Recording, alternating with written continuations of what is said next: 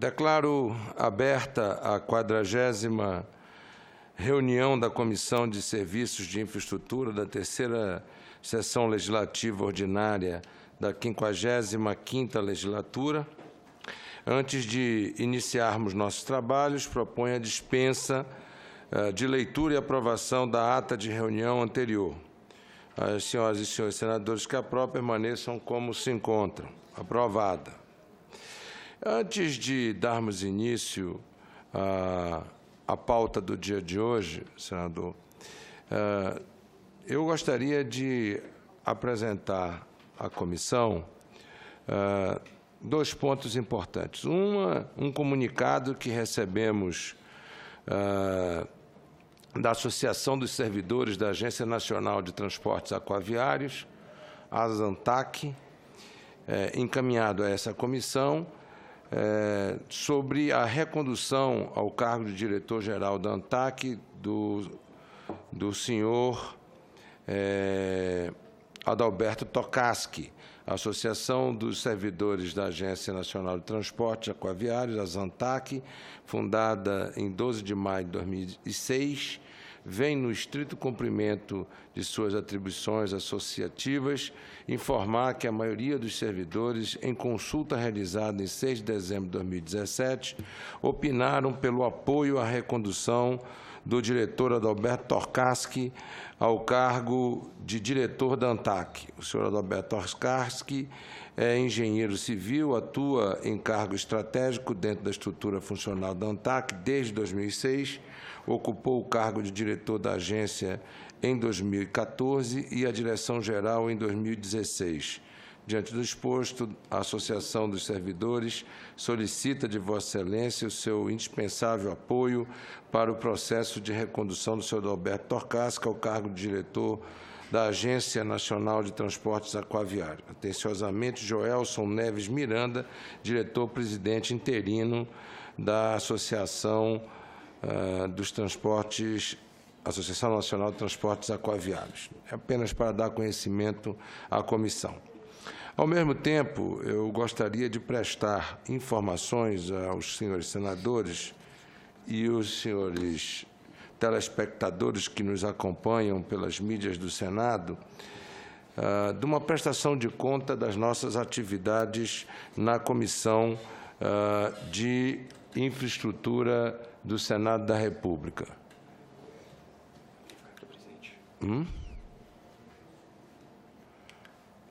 Como é que faz? Só clicar aqui do lado. Dá para cá e para lá. Bem.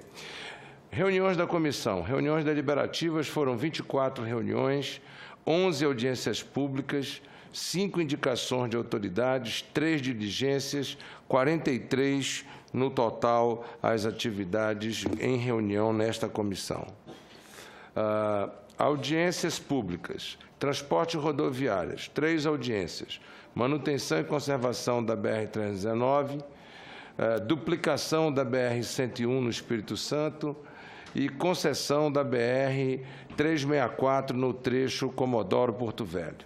No transporte ferroviário, 2 audiências públicas, senador Flecha Ribeiro. Ferrovia Transcontinental Bioceânica e ferrovias transnordestinas e bioceânica.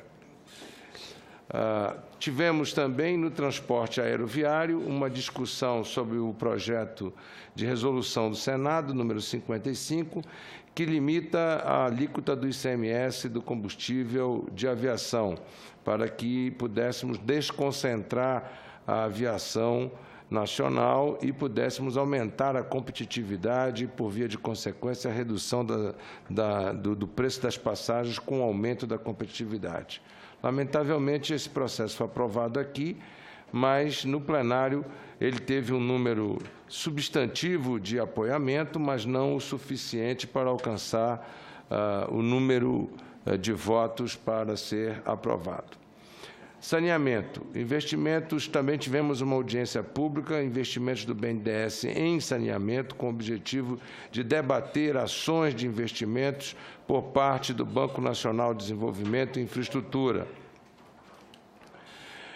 Na área de energia, creio que tenha sido também um dos pontos fortes da nossa comissão neste ano. Fizemos 3 audiências públicas, um sobre fornecimento de gás da Petrobras para a região norte, mais especificamente a Amazonas Energia, uma segunda com relação à privatização da Eletrobras, com a presença do próprio ministro nesta casa. Terceiro, o risco hidrológico para o setor elétrico, com a presença da ONS, a ANEEL e do próprio Ministério de Minas e Energia. Transporte de passageiros, tivemos uma audiência sobre a regulamentação do Uber, que também foi uma matéria bastante polêmica, debatida nesta comissão. Proposições apreciadas: 9 projetos de lei, 6 autoridades, 58 requerimentos, 3 outras matérias, emendas à LDO, 2, emendas à LOA, 5. Portanto, um total de 83 proposituras foram analisadas. Autoridades: Marcelo Vinar de Prado, para ser reconduzido ao cargo de diretor da Agência Nacional de Transportes Terrestres. Francival Dias Mendes, para exercer o cargo de diretor da Agência Nacional de Transportes Aquaviário. E José Cesário Sec, para exercer o cargo de diretor da Agência Nacional de Petróleo, Gás Natural e Biocombustível. Manuel Campelo de Souza Pereira, para exercer o cargo de membro do Conselho Diretor Nacional da Agência Nacional de Telecomunicações, Anatel, na vaga do senhor Igor Vilas Boas de Freitas. Disseu Cardoso Amorelli Júnior, para exercer o cargo de diretor da Agência Nacional de Petróleo, Gás Natural e Biocombustível, na ANP. E Mauro de Moura Magalhães, para exercer o cargo de diretor da Administração de Finanças do Departamento Nacional de Infraestrutura de Transportes, DENIT. As diligências: no dia 28 de abril, em Porto Velho, reunião com autoridades para debater processo de concessão e duplicação da BR-364, no trecho Comodoro-Porto Velho. No dia 18/5, em Vilhena, em Rondônia, reunião com autoridades para debater as obras da BR-435, nos municípios de Pimenteira, Cerejeiras, Colorado do Oeste e Vilhena, em Rondônia, e na BR-364, entre os municípios de Cacoal e Vilhena. Em 19/5, em Juína, Mato Grosso, visita técnica à BR-364, entre Cacoal e Vilhena, visita técnica à ferrovia que liga Sapezal, Mato Grosso, a Porto Velho. Reunião com as autoridades para debater a situação da 364 e da 174 entre os municípios de Vilhena e Juína. Emendas da LDO. Construção do trecho da BR-319 entre as capitais dos estados de Rondônia e Amazonas e construção, reforma e aparelhamento de aeroportos regionais. Construção, reforma e reaparelhamento das infraestruturas aeronáuticas civil e aeroportuária de interesse federal, apropriação na Lei de Orçamento Anual. Manutenção de trechos rodoviários nacional, a construção do trecho rodoviário entre o Maitá, BR-317 e a BR-230, no estado do Amazonas. Construção no trecho ferroviário Sapezal-Porto Velho e fiscalização dos serviços de transporte rodoviário, remanejamento. O E-Cidadania, a participação que tivemos nas diversas audiências públicas aqui na nossa comissão, numa participação direta do cidadão, com questões, interagindo, fazendo sugestões e participando. E, como os senhores podem perceber, no dia 26 de setembro, a audiência pública sobre a privatização da Eletrobras alcançou 515 participações no E-Cidadania, um número bastante expressivo diante da participação nos outros debates. Esses eram os pontos a serem apresentados do ano de 2017, nesta última sessão deliberativa que fazemos no ano diante dos nossos colegas senadores e também diante da opinião pública que nos acompanha. Vamos, então, agora aos itens não terminativos da pauta.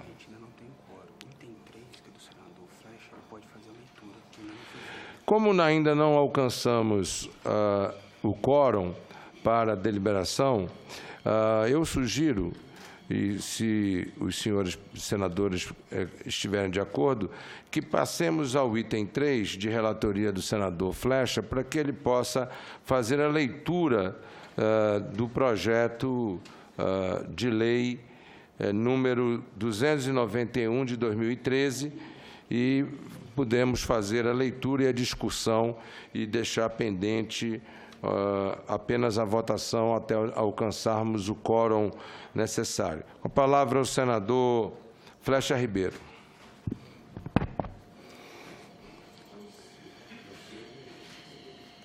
Senador Eduardo Braga, presidente da CI, senador Sérgio de Castro. Bom dia a todos. Submete-se ao exame da Comissão de Serviços de Infraestrutura, CI, o projeto de lei do Senado PLS 291, de 2013, de autoria do senador Ciro Miranda. A matéria pretende regular a cobrança pela prestação dos serviços de esgotamento sanitário. O projeto altera o inciso 1 do artigo 29 da Lei 11.445, de 5 de junho de 2007, que estabelece diretrizes nacionais para o saneamento básico, para determinar a cobrança de forma separada dos serviços públicos de esgotamento sanitário e de abastecimento de água.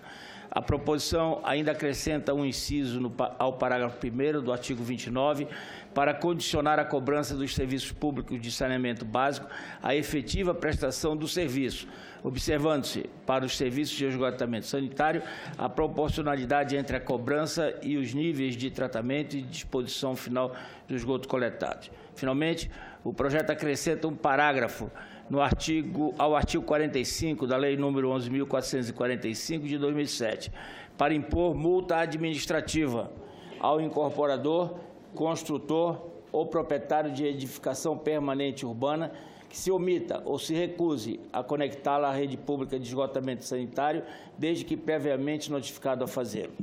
Na justificação da proposição, o senador Ciro Miranda argumenta que o sistema vigente de cobrança de tarifas desses serviços, previsto na Lei nº 11.445 de 2007, tem contribuído para o quadro atual de baixo atendimento dos serviços de esgotamento sanitário em comparação com o abastecimento de água. Neste regime, a cobrança pelos serviços públicos de abastecimento de água e de esgotamento sanitário pode ser estabelecida, aspas, para cada um dos serviços ou para ambos conjuntamente, fecha aspas. Na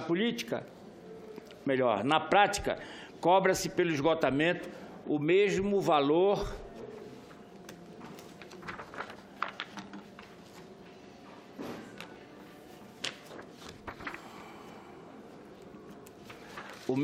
cobrado pela água, o que induz o prestador de serviço a economizar no tratamento e disposição final dos resíduos. Na Comissão de Meio Ambiente, Defesa do Consumidor e Fiscalização e Controle, CMA, a matéria recebeu parecer favorável, com uma emenda de técnica legislativa. Cabe à Comissão de Serviços de Infraestrutura deliberar terminativamente sobre o projeto. No prazo regimental, não foram apresentadas emendas. Análise. Nos termos do artigo 104 do Regimento Interno do Senado Federal, compete à CI opinar sobre a matéria. Em se tratando de decisão terminativa, também devem ser analisados os aspectos de constitucionalidade, juridicidade e técnica legislativa. A proposição atende aos pressupostos de constitucionalidade, juridicidade e técnica legislativa. No mérito, concordamos com a argumentação do autor no sentido de que a cobrança conjunta dos serviços de abastecimento de água e de esgotamento sanitário desestimula a expansão da cobertura da rede de coleta de esgoto e o nível adequado de tratamento dos dejetos, especialmente tendo em vista que a imensa maioria dos municípios não instituiu a regulação dos serviços demandada pela Lei 11.445 de 2007. Nesse contexto, o valor cobrado dos usuários não guarda qualquer relação necessária com os custos do serviço efetivamente prestado. Conforme a justificação da matéria, ainda predomina a cobrança conjunta, mesmo que os níveis de atendimento de coleta e tratamento de esgotos sejam precários. Isso resulta na cobrança pelas concessionárias de esgotamento sanitário de um serviço nem sempre prestado. Pretende superar esse problema ao condicionar a cobrança à efetiva prestação do serviço, observada a sua proporcionalidade com os níveis de tratamento e disposição final dos esgotos coletados, conforme parâmetros definidos em regulamento.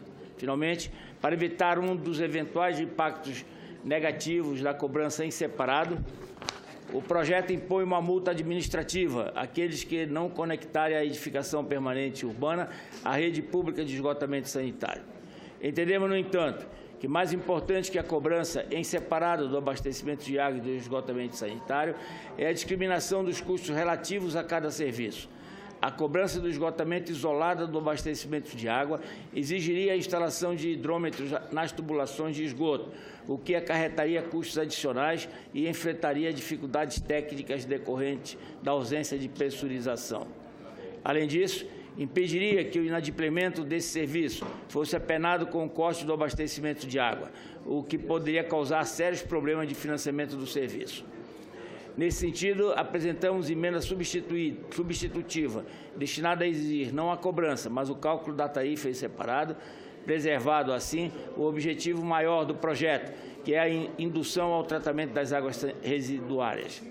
Não se admite que a ocupação urbana possa ocorrer sem adequado esgotamento sanitário, sob pena de se colocar em risco a saúde pública e a proteção do meio ambiente. A multa que o projeto pretende instituir para o proprietário de edificação que se recusa a conectá-la à rede de esgotamento reforça essa vinculação da casa à cidade, que é essencial ao desenvolvimento urbano.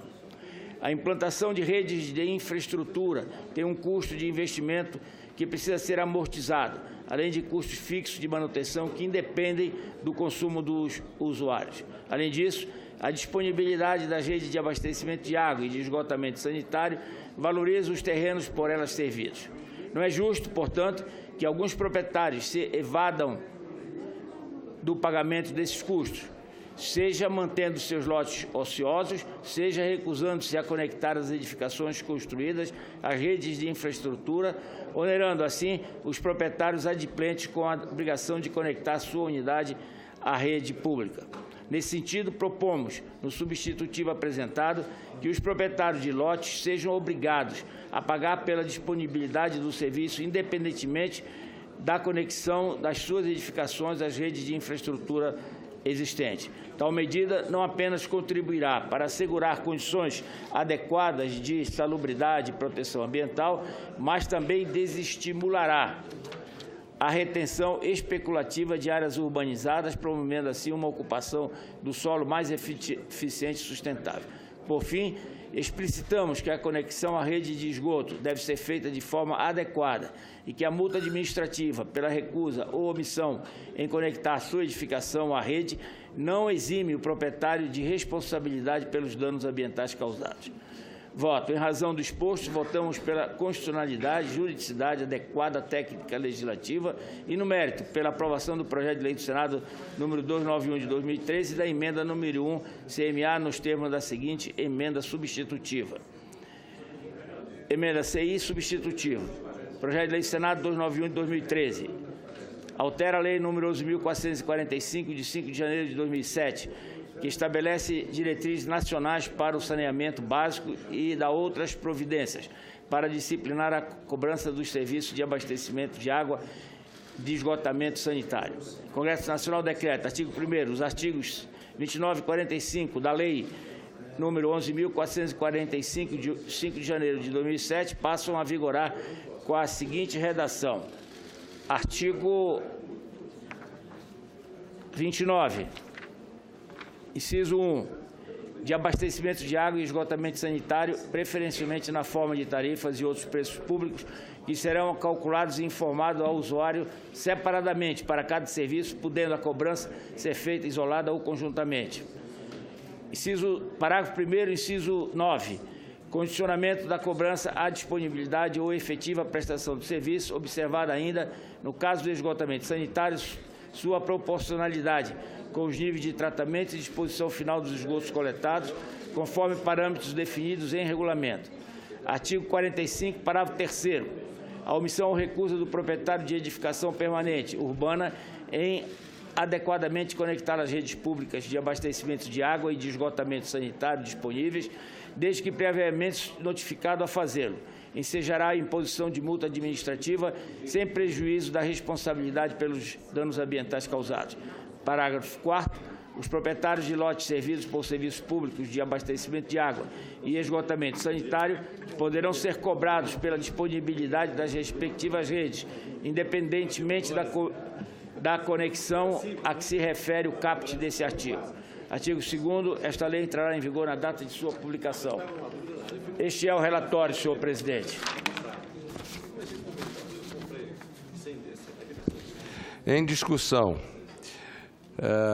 o projeto de lei número 291, de autoria do senador Ciro Miranda e relatado pelo senador Flecha Ribeiro. Eu pergunto se um dos senadores gostariam de fazer uso da palavra. Com a palavra, o senador. Presidente, eu gostaria de dizer que eu acho que o projeto trata de um dos temas relevantes do país e quero elogiar o substitutivo que foi apresentado pelo senador Flecha Ribeiro, que aperfeiçoou o projeto. Então, minha palavra é de apoio, aprovação ao projeto e ao substitutivo. Eu queria dizer, senador Flecha, da importância dessa matéria e queria trazer um outro enfoque com relação também a essa questão da tarifa de água e de esgoto. Está tramitando, inclusive, na Comissão de Assuntos Econômicos do Senado da República, na CAI, um projeto de minha autoria que cria a tarifa social de água e de esgoto. Porque, além da questão das concessionárias estarem cobrando, na minha opinião, de forma equivocada, água e esgoto conjuntamente e com um percentual que, no caso do Amazonas, é igual ao da água, ou seja, 100% de cobertura, quando nós não temos sequer 30% de cobertura na cidade de Manaus. Além disso, senador Flecha, nas áreas onde os investimentos não foram feitos pela concessionária, como, por exemplo, nos projetos Minha Casa Minha Vida, onde todo o investimento é feito de forma financiada e subsidiada pelo governo federal, através da Caixa Econômica Federal, a concessionária recebe o investimento realizado, pronto, apenas para operar, ela também está cobrando com uma tarifa plena, como se ela tivesse feito os investimentos, como se ela tivesse, portanto, direito à taxa de retorno de investimento, coisa que ela não tem, criando situações de absoluta desigualdade entre a cobrança da casa, pelo projeto Minha Casa Minha Vida, na faixa de 0 a 3 salários mínimos, e a conta de água e de esgoto. Enquanto o mutuário paga de 50 a 70 reais pela moradia, ele paga, às vezes, 300, 400 reais pela conta de água. Portanto, além de separar a cobrança da água e do esgoto, criando os critérios, e aqui quero cumprimentar o mérito do projeto e o mérito do substitutivo, é importante criar, tal qual foi criada na energia elétrica, a tarifa social da energia elétrica, criar, como criou o Estado de Minas Gerais, como criou o Estado do Espírito Santo, o Estado de Vossa Excelência, já tem tarifa social para água e esgoto, para fazer frente aos programas sociais habitacionais que são, via de regra, subsidiados ou pelo governo federal ou pelo governo do Estado, para dar acesso ao sonho da casa própria. Ora, o sonho da casa própria acaba sendo inviabilizado exatamente pela cobrança exorbitante da concessionária, que não fez nenhum investimento naquela área.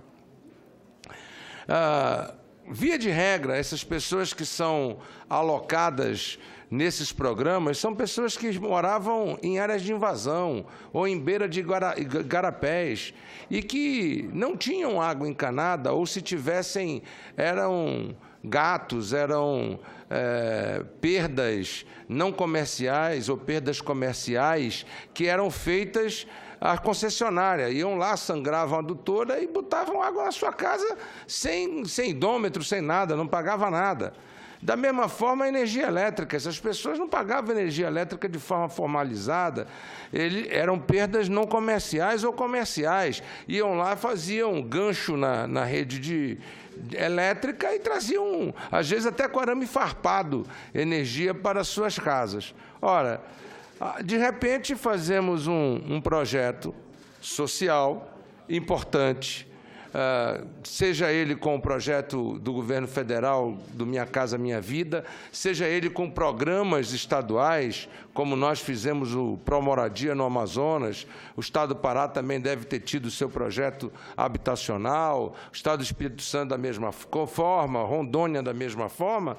Ora, de repente, aquele cidadão que vivia numa invasão e não pagava água, esgoto e energia elétrica, vem para o projeto social da casa própria, com a intenção de pagar R$ 50 ou R$ 70 pela casa própria, e se vê cobrado pela companhia concessionária do saneamento de água e esgoto, com taxas que são 4, 5 vezes maior do que o que ele paga sobre o valor da casa. Isso acaba criando um problema, porque depois de algum tempo a concessionária vai lá e corta a água e o esgoto. E aí nós começamos a gerar uma bola de neve também de injustiças sociais dentro dos programas sociais habitacionais. Portanto, eu quero louvar o projeto de Vossa Excelência, o substitutivo, melhor dito, de Vossa Excelência, o projeto de autoria do senador Ciro Miranda, e quero destacar a necessidade da CAE aprovar esse projeto de tarifa social, que se somaria a esse projeto para dar mais justiça e transparência à cobrança por parte das concessionárias de saneamento em diversos níveis nas nossas cidades e no nosso país, porque isso está causando grande desconforto aos usuários que não conseguem pagar exatamente por essa situação. E, por outro lado, nós não conseguimos avançar nos investimentos, principalmente de rede de esgoto, que é o grande déficit que nós temos, porque as concessionárias ou não cumprem as suas submetas, ou não cumprem as suas metas. As agências reguladoras estaduais, por outro lado, não aplicam as multas e as sanções administrativas do poder concedente, que é o município, em relação a isso. E esta situação vem se arrastando já há algum tempo. Então, para fazer esta observação, apoiar o projeto de Vossa Excelência, o substitutivo, e destacar mais uma vez a necessidade de termos uma tarifa social que possa viabilizar esses empreendimentos que são feitos, subsidiados pelo governo federal, governo estadual e governo municipal, para fazer frente a uma demanda de casa própria tão necessária no nosso país. Com a palavra o senador Flecha Ribeiro. Presidente, nós já tivemos a oportunidade de anteriormente discutirmos o primeiro relatório que eu apresentei sobre o projeto do senador Ciro Miranda, da maior importância. O senador Ciro senador pelo Estado de Goiás, e que deixou esse projeto que continua tramitando até transformá-lo em lei, porque é necessário. Na realidade, naquela altura que foi discutido inicialmente, nós chegamos até a fazer um requerimento também com Vossa Excelência, senador, Eduardo, para fazermos uma audiência pública aqui, para discutirmos exatamente a questão dos investimentos privados no sistema de água e tratamento de resíduos sólidos de esgoto para os estados e municípios.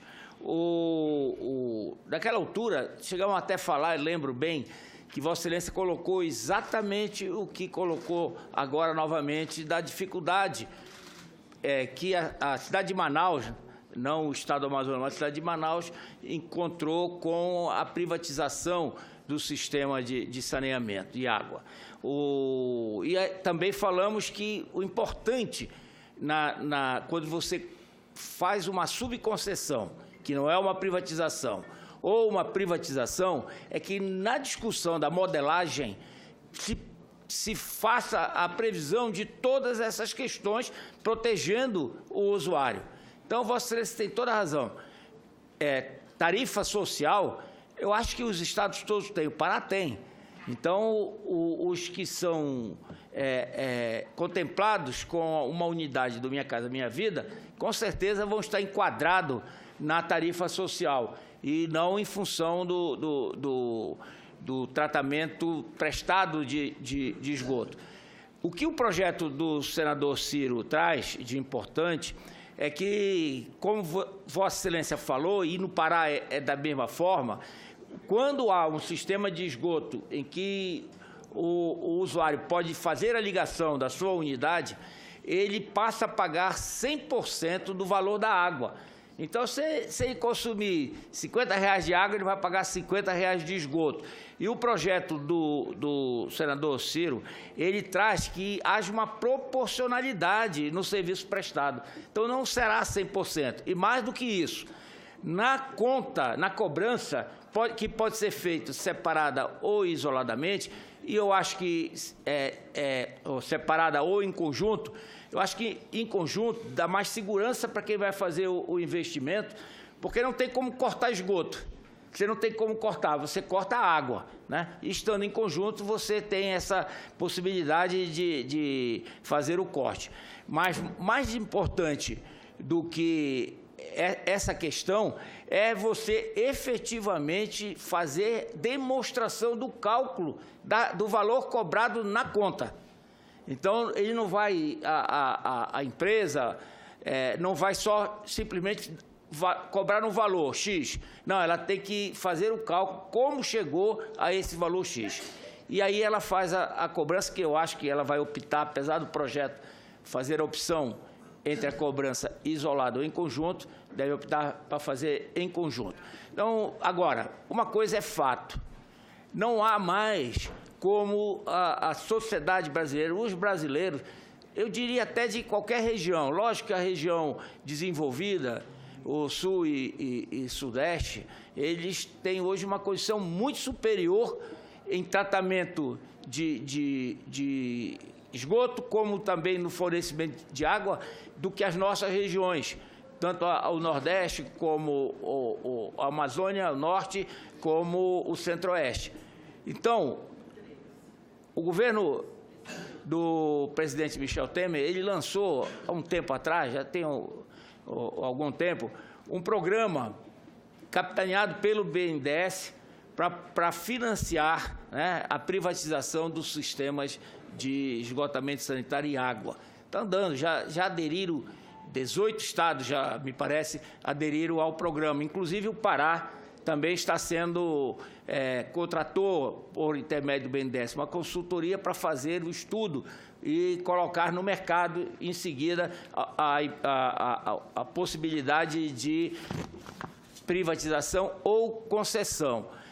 A diferença da privatização ou subconcessão é que na subconcessão não se extingue a companhia de água e esgoto do Estado, se for do Estado ou do município. Elas continuam existindo, a operação passa a ser feita pelo investidor privado e a cobrança separa o que vai ser pago ao investidor pelo investimento e pela gestão do sistema, e o que fica para a companhia de água. Então, esse processo está em andamento. Eu acho que o caminho para que nós possamos oferecer a todos os cidadãos, em qualquer lugar do Brasil, é esse projeto que foi agora encaminhado a nível nacional e oferecido a todos os estados. Eu não vejo outro caminho.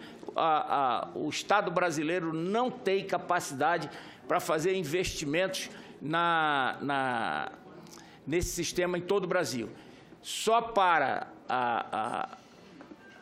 o primeiro estudo que o BNDES fez através dessa consultoria para fazer o saneamento e a água no sistema lá no Pará, na região metropolitana, abrangendo só 3 municípios, dá alguma coisa em torno de 7 bilhões de reais. Então, não tem como. Então, eu acho que o mais caro, mas respeitando a questão da modelagem, tem que proteger o usuário, é não ter a água potável e não ter o tratamento sanitário do esgotamento. Por quê? Porque aí vem as doenças que são transmitidas por falta desse líquido tão precioso que é a água. E custa quanto? Quanto custa para a União, para o Brasil, bancar o tratamento, né?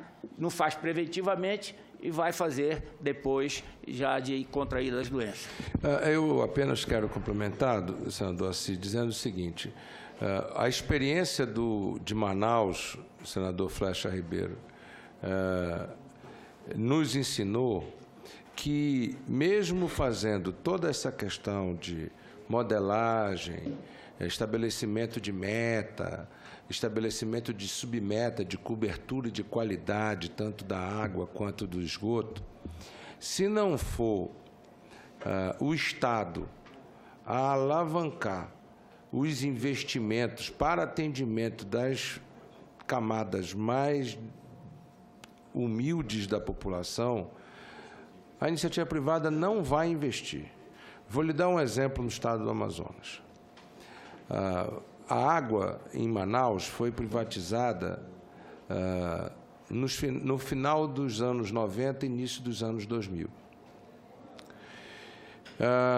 Eu chego ao governo do Estado em 2003, já com 3, 4 anos de privatização da Coasama, que não deixou saudade, porque ela era conhecida como Colama.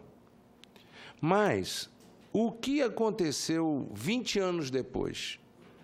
Se não fosse o Estado ter conseguido fazer um termo de ajustamento de conduta com o Ministério Público, para que o Estado pudesse fazer uma nova tomada d'água, conhecida em Manaus como Proama, para gerar água e uma nova estação de tratamento para atender a Zona Norte e a Zona Leste, até hoje a cobertura de água na cidade de Manaus não teria chegado aos 93%, 96% como é hoje. Ou seja, nós temos que dar uma modelagem que flexibilize até a possibilidade do Estado, em PPP, alavancar investimentos para atender não só as camadas mais humildes da população, mas também atender os municípios do interior do Estado, em parceria com a iniciativa privada. Porque hoje, no Amazonas, como a Coasama perdeu a cidade de Manaus, não tem mais, há 20 anos, não tem, o que aconteceu no interior do Estado? O Estado simplesmente entregou o serviço de água para os municípios. E os municípios não têm capacidade financeira para tocar o serviço de água. Então, a água é praticamente abastecida no interior do Estado com coleta bruta de água, quando não é poço artesiano que abastece a cidade do interior. Portanto, nós vivemos uma realidade um pouco diferente do resto do Brasil na nossa região, em função de que a grande atratividade acontece provavelmente na região metropolitana, no caso do Pará, no caso do Amazonas, a certo modo, também na região metropolitana, mas o que nós temos de privatização é só a cidade de Manaus, e o que nós estamos assistindo é uma deterioração das estruturas existentes antes da privatização e, nas áreas privatizadas, mesmo assim, a iniciativa privada não fez os investimentos se não for com a alavanca do Estado, porque foi o Estado que contraiu o empréstimo na Caixa Econômica Federal e no Ministério das Cidades para poder fazer o PROAMA e tirar 1 milhão de manauaras da questão da água, que era uma questão absurda que existia na cidade de Manaus. Portanto, é meritório, repito, o projeto apresentado pelo senador Ciro, mas acho que temos muito a avançar ainda nessa questão do saneamento, principalmente na região norte do país, que é onde nós estamos com a nova fronteira de desenvolvimento humano do Brasil chegando. Senador Assis, ouço Vossa Excelência. Bem, senhor presidente, de fato, nós temos que avançar muito com relação ao saneamento básico no norte, no estado de Rondônia, principalmente. O saneamento básico, na minha cidade, por exemplo, de Ipaná, nós temos 2% de saneamento básico. E é a segunda cidade do estado. Então, a dificuldade é grande, os investimentos são necessários, portanto, a presença do Estado e da União tem que ser importante, tem que ser forte para que a gente possa avançar nessas questões. Mas eu quero cumprimentar o senador Flecha pelo seu relatório e também o senador Ciro Miranda pela iniciativa. Tenho certeza que o senador está nos assistindo agora, o senador Ciro Miranda, que teve uma passagem importante aqui pelo Senado. Mando um abraço para o senador e cumprimento, parabenizo por essa iniciativa e também o senador Flecha pelo relatório importante que eu faço. Esses são o nosso comentário e ressaltando a importância que nós temos essa questão de saneamento e água no norte, em especial o nosso estado de Rondônia. Obrigado, senhor presidente. Eu agradeço a Vossa Excelência. Vamos agora ao item 6. Eu não tenho quórum ainda. Se pudesse votar, a gente já botaria em votação. Vamos agora ao item 6, que é outro projeto de lei relatado pelo senador Flecha Ribeiro, de autoria do senador Hilder Moraes, que trata exatamente do programa Minha Casa Minha Vida, a instalação sem ônus para os beneficiários de equipamentos destinados à geração de energia elétrica própria com base em fontes solar fotovoltaica para injeção na rede elétrica das concessionárias permissionárias de distribuição de energia elétrica. Com a palavra, o senador Flecha. Presidente, senador Eduardo Braga, senhores senadores, o projeto do senador Hilder Moraes é da maior importância. Ele propõe que no programa Minha Casa Minha Vida seja instalado uma placa de geração de energia fotovoltaica sem ônus para o adquirente.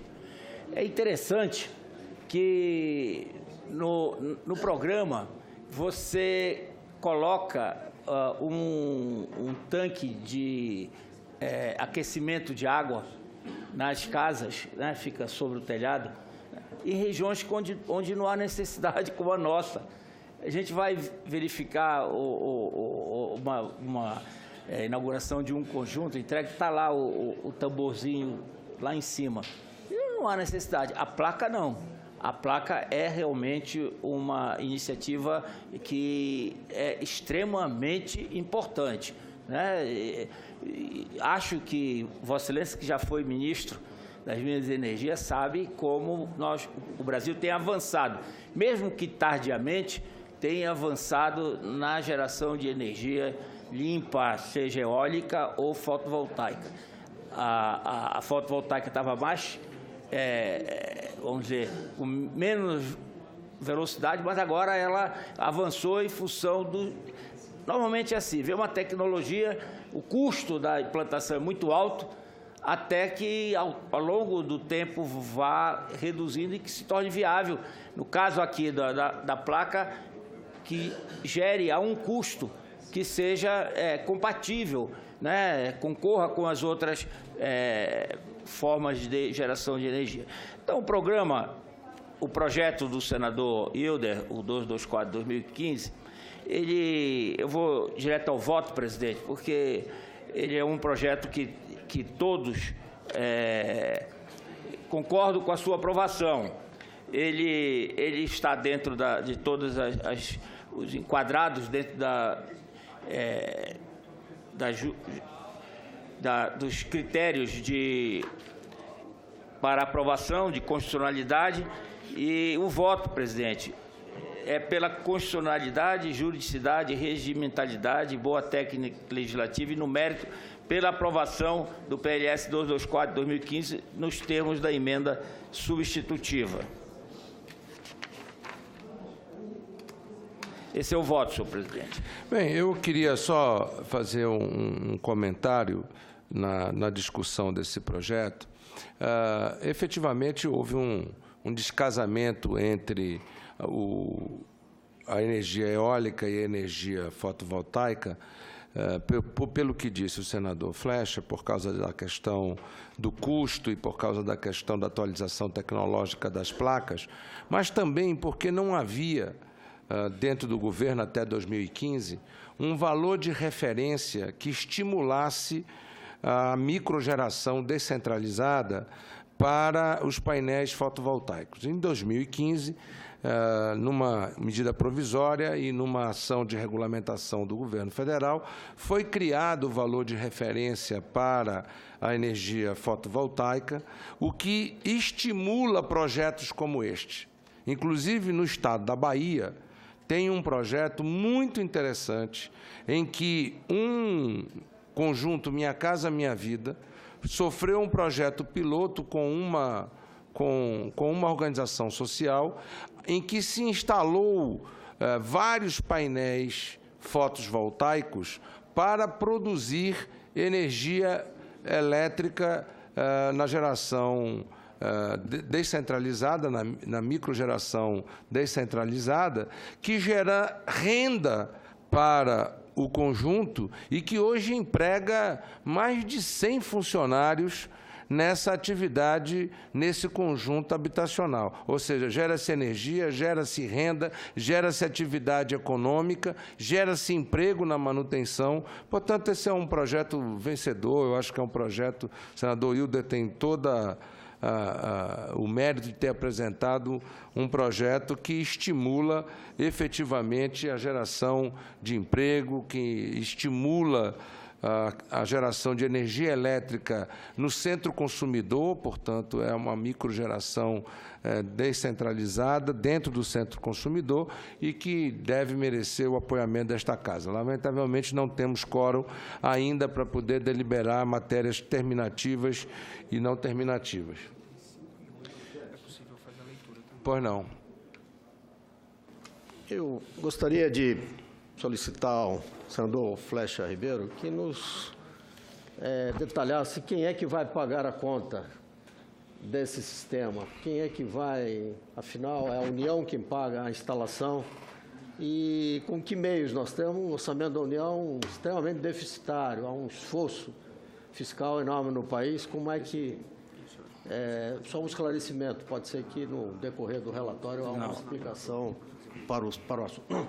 Senador Sérgio Castro, o pagamento no próprio projeto do senador Hilder é sem ônus para o adquirente, ou seja, será custeado pela União. Como custeia a maior parte da unidade?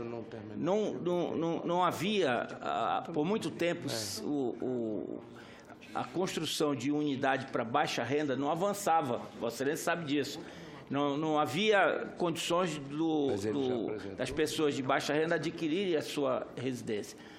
Com o advento dos recursos do OGU, quer dizer, do orçamento da União, para custear a parte dessas unidades, quase todas, tem algumas até que são custeadas em 100%.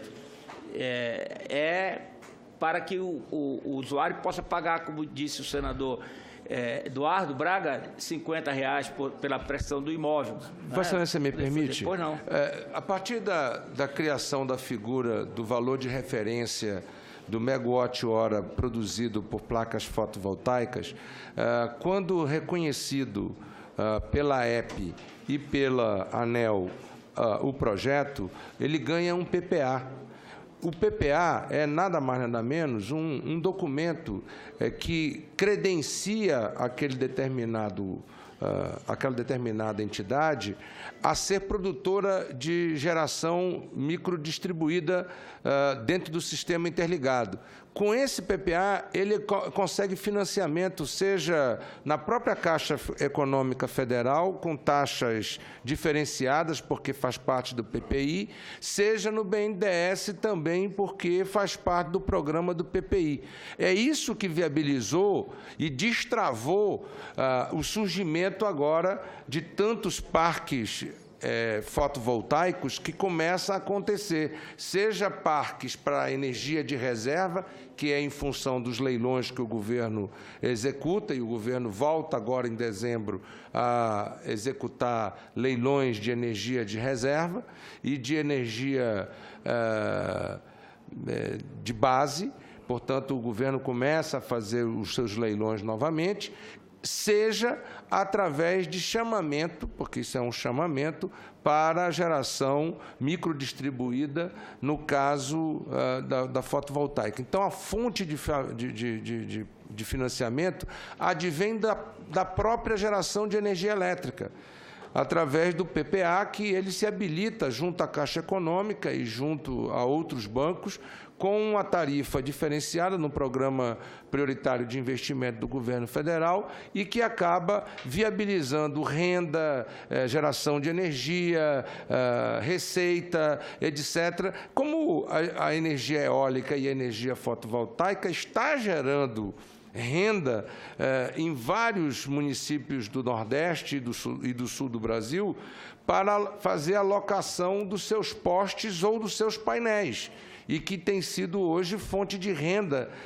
para inúmeras pessoas do sertão do Piauí, do sertão de Pernambuco, do sertão do Ceará, até mesmo no Maranhão já começamos agora a ter energia eólica, fazendo renda não só para quem gera energia, mas para quem aluga um ponto para colocar os painéis fotovoltaicos ou as torres eólicas. Portanto, a engenharia financeira que financia tudo isso é a partir do valor de referência que foi estabelecido, que gera um PPA, e com esse PPA você pode, então, financiar programas como esse no projeto Minha Casa ou em qualquer outro projeto em que tenha telhado ou que tenha área para você poder criar um parque gerador na geração microdistribuída, na microgeração distribuída. Esse projeto, senador Sérgio, ele, como diz o autor, não onera a unidade para o adquirente. Ele não vai pagar por isso, vai ser bancado pela União. Agora, como o senador Eduardo Braga falou, hoje já existem microgeradores de energia que instalam na sua residência, uma ou duas, dependendo da necessidade, e, ao se conectarem à rede geral, eles passam a ter uma conta corrente. Se gerar mais do que consumir, ele vai receber, ao invés de pagar energia. Se gerar menos, ele paga só a diferença. Então, isso é uma prática que está se ampliando e deve ser meio ampliada. Imagine esses prédios todos com aquelas lâminas de vidro em toda a sua fachada, se substituírem essas lâminas de vidro por célula fotovoltaica. Aí todo mundo vai gerar energia suficiente para atender a sua necessidade. Senador Flecha, presidente, eu tentei botar um sistema desse na minha residência e não consegui, ele não era viável. Em que ano? Agora, recentemente, né? Eu precisava de mais de 6 anos para poder devolver o recurso, o investimento que foi feito, e eu não consegui financiamento nem na Caixa, nem em nenhuma outra instituição financeira que garantisse esse prazo de retorno. Então, é esse o ponto que eu estou levantando em função de uma dificuldade pessoal vivida, de uma vontade que eu tive de instalar, porque eu acho que é uma é uma energia limpa, é um mecanismo inteligente que você deixa de gastar e deduz. Quando o sistema não funciona, você pode deduzir o que você compra com o excesso que você gera durante o dia.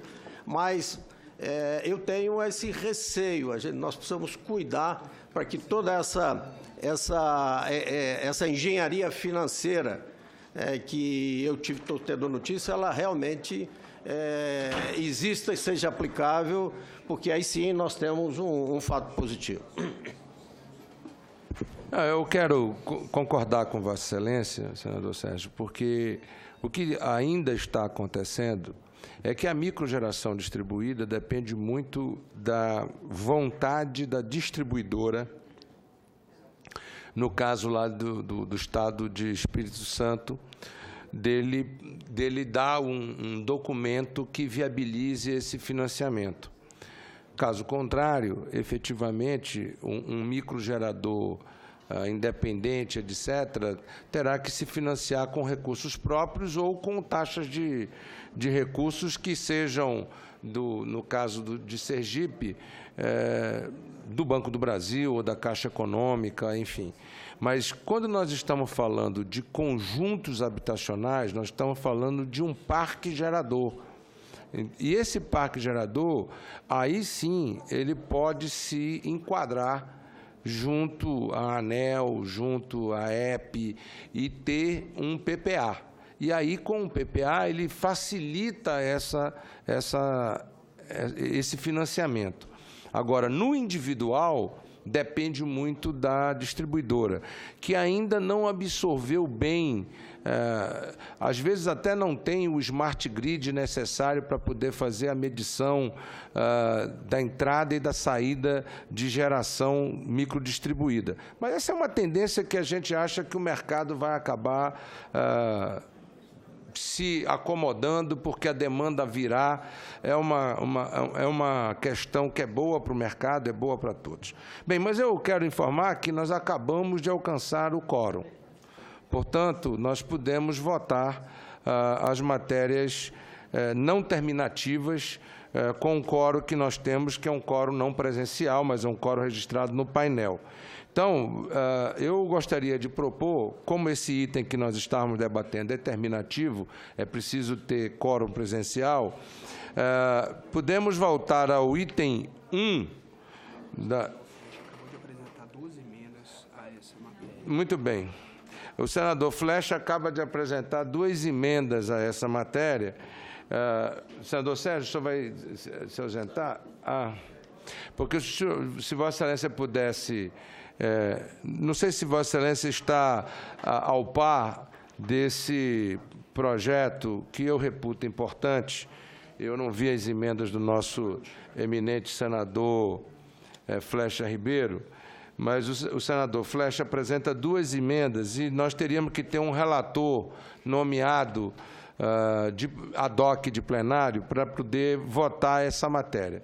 Que projeto é esse, o projeto número 65? É que institui a obrigatoriedade de instalação de pontos de recarga para veículos elétricos em vias públicas e ambientes residenciais e comerciais.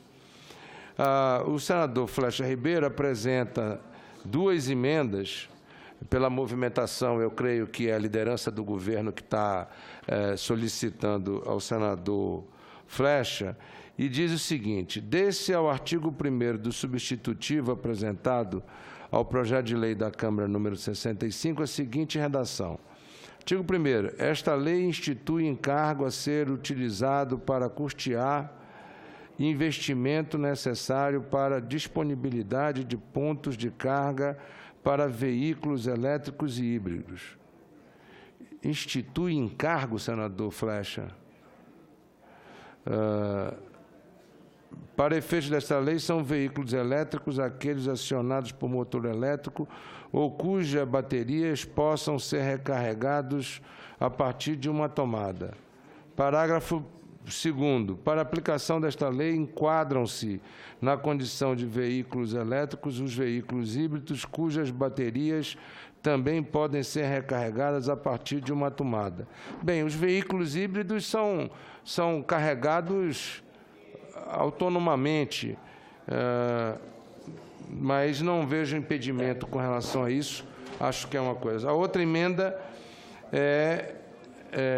os agentes de distribuição de energia elétrica poderão instalar pontos de recarga para veículos elétricos em suas áreas de atuação para grupo de consumidores que manifestarem interesse de utilizar o serviço. Parágrafo 6º. Os padrões técnicos de instalação dos pontos de consumo de eletricidade serão definidos em regulamentação do Poder Executivo. A primeira emenda apresentada, que Vossa Excelência fez a leitura, a emenda é só o parágrafo 2º. O artigo 1º, parágrafo 1º, fazem parte do projeto. A emenda é aditar o parágrafo 2º. E na segunda emenda é para incluir no artigo 2º o parágrafo 6º, né? Os padrões técnicos de instalação dos pontos de consumo de eletricidade serão definidos em regulamentação do Poder Executivo. Ter uma regulamentação para poder instalar. E quanto à primeira, Vossa Excelência já definiu que são os veículos híbridos que podem também abastecer as suas baterias. Eu pergunto ao senador Sérgio se o senador sente-se confortável para relatar de forma ad hoc esse projeto. Sim. Então, Vossa Excelência passa a ser o nosso relator ad hoc para que a gente possa receber o parecer a essas duas emendas e ao relatório para ver se nós podemos votar essa matéria ainda na sessão de hoje.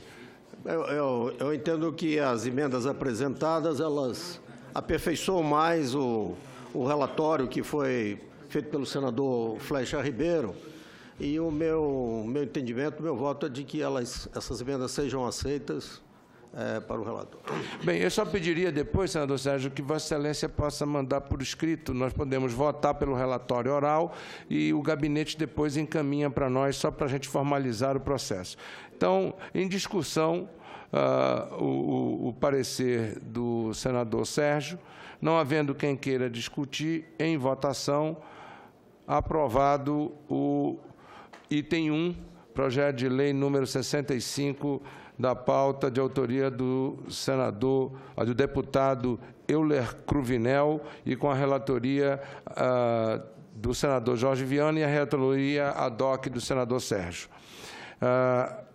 Itens não terminativos ainda na pauta. São os requerimentos que estão na pauta para serem votados, que estão... O senador... Está liberado. O item 10, o autor do requerimento, senador Lindenberg, não está presente. Os dois requerimentos, os autores não se acham. Não se acham presentes. Vamos deixar para a próxima sessão, por favor. É apenas para cumprir o meu dever como presidente, eu tenho que indagar se algum dos senadores aqui presentes subscreveriam. Como me parece que não subscreveriam, então o senador Lindenberg não está presente e o outro é de autoria do senador Roberto Rocha, que também não está presente, portanto, prejudicada pela ausência dos senhores senadores. Declaro encerrada a presente sessão. Antes de encerrar nossos trabalhos, proponho a dispensa de leitura e aprovação da ata da presente reunião. As senhoras e senhores senadores que aprovam permaneçam como se encontram. Aprovado. Por fim, agradeço a presença de todos, em especial das senhoras e senhores senadores, e declaro encerrada esta reunião, convocando nova reunião deliberativa no ano de 2018. Muito obrigado.